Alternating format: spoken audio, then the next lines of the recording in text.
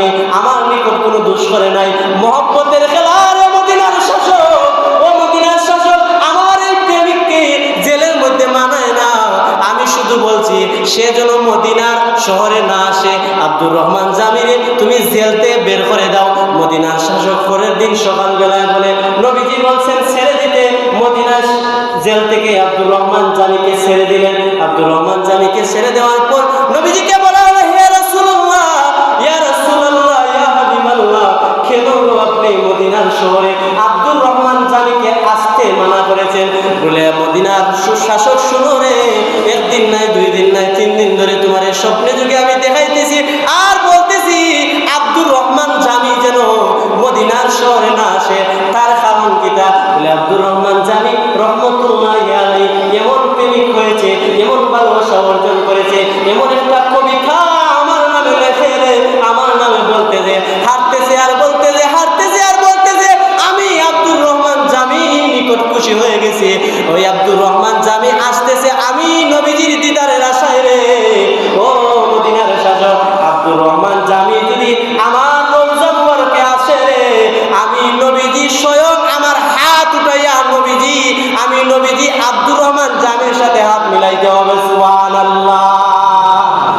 আমি তোমার প্রেমের ভিখারি ইয়া রাসূলুল্লাহ,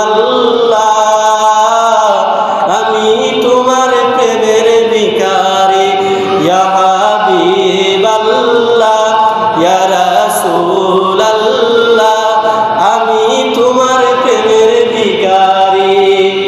আব্দুর রহমান জামি যদি আসে তাহলে আমি নবীজির রওজা মুবারক থেকে তার সাথে হাত দিয়ে মুসাফা করতে হবে। তার কারণ কিটা?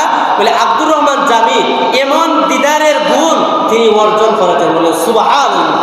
তাইলে এখন যদি মদিনার শহরের একটা ঘটনা শুনলাম, মদিনায় বাইতুল্লাহ জিয়ারতের পরে আব্দুর রহমান জামি নবীজির মহব্বতে যদি মদিনায় যাওয়া তিনার জন্য প্রিয় মনে করেন, এখন যদি আমার মতো কোনো হুজুরে বলতেছে হচ্ছে এটা যে বাইতুল্লাহ গেলে মদিনায় যাওয়ার দরকার নাই, আমরা এটা মানবো না।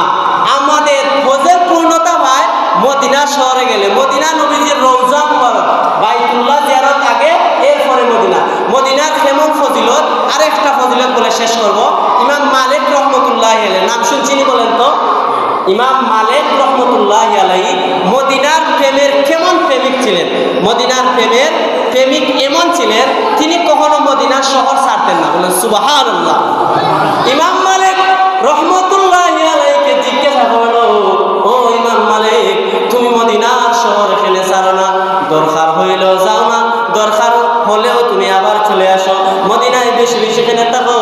বলে আমি চাই মদিনার শহরে যেন আমার মৃত্যু হয়, আর মদিনার শহরে যেন আমার খবর হয় যেখানে আমার কামলিওয়ালা নবী নূর নবী মুহাম্মদুর রাসূলুল্লাহ সাল্লাল্লাহু আলাইহি সাল্লাম শাহীদ আছেন। আমি নবীজির মহব্বতে চাই না মদিনার শহর ছাড়তে। সুবহানাল্লাহ।